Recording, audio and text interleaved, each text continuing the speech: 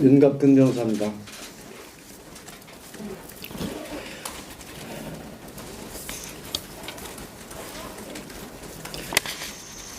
공수처가 서울중앙지법의 대통령과 관계자들에 대한 압수수색 영장, 통신영장을 청구했으나 기각당한 사실이 확인되었습니다.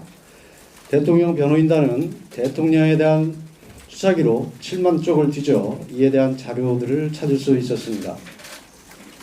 공수처는 윤석열 대통령 사건 관련하여 체포영장 이외에 압수수색 영장, 통신영장 등을 중앙지방법원에 청구한 적이 없는지라는 국민의힘 주진우 의원의 서면 질의에 대해 고위공직자범죄수사처는 서울중앙지방법원에 윤석열 대통령 영장을 청구한 사실이 없습니다라고 공식 회신하였습니다.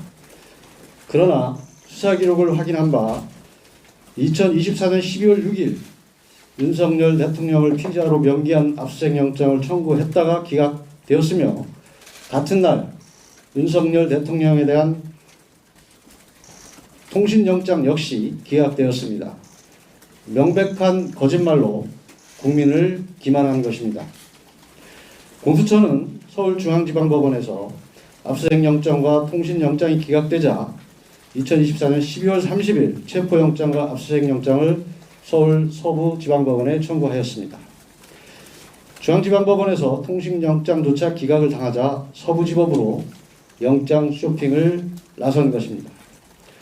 공수처가 공수처법에 규정된 관할 중앙지법을 피해 굳이 서부지법으로 간 이유는 명백하다 할 것입니다.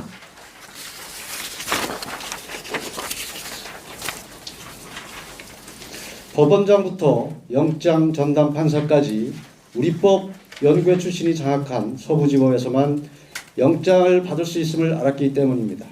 알려진 대로 공수처장 역시 우리법 연구회 출신입니다. 결국 공수처가 압수수색 영장, 체포영장, 구속영장에 이르기까지 그토록 서부지법을 고집한 이유는 바로 우리법 연구회였습니다. 대통령 관저가 용산에 있어서가 아니라 자신들과 짬짬이를 할 우리법 연구회가 서울 서부지법에 있기 때문이었습니다. 이는 우리법 연구회 수사기관과 우리법 연구회 법원이 불법을 동원하여 대통령을 체포하고 수사한 것으로 이야말로 국헌문란 행위이며 내란죄입니다. 또한 검사와 사법경찰관의 상호 협력과 일반적 수사 준칙에 관한 규정은 체포영장, 구속영장, 압수수색영장 등을 신청하였다가 기각된 후 다시 청구할 때 청구 이력과 사유를 기재하도록 규정하고 있습니다.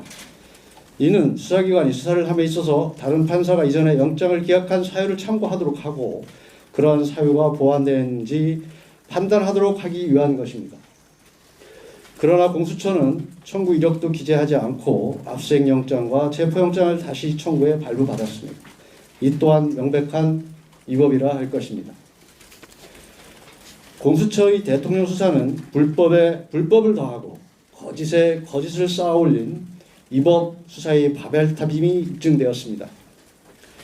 위법한 영장을 청구하고 위법한 영장에 근거하여 대통령을 체포하고 불법으로 대통령을 감금한 공수처장과 공수처에 대해 반드시 그 책임을 무겁게 물을 것입니다. 또한 공수처는 국회에 제출한 허위 공문서에 대해서도 책임을 져야 할 것입니다. 대통령 변호인단은 공수처장을 비롯한 관계자들에 대해 이와 관련한 고발을 즉각 진행할 것입니다. 불법 수사의 실체가 낱낱이 드러난 만큼 법원은 신속히 대통령 구속을 취소하고 석방해야 할 것입니다.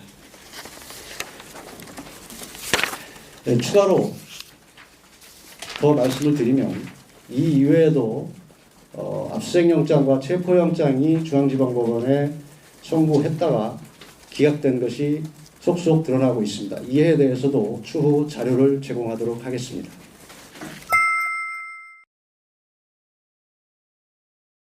이번 소식도 유익하셨나요? 매일신문 구독하기로 더욱 신속하고 정확한 정보를 받아보실 수 있습니다.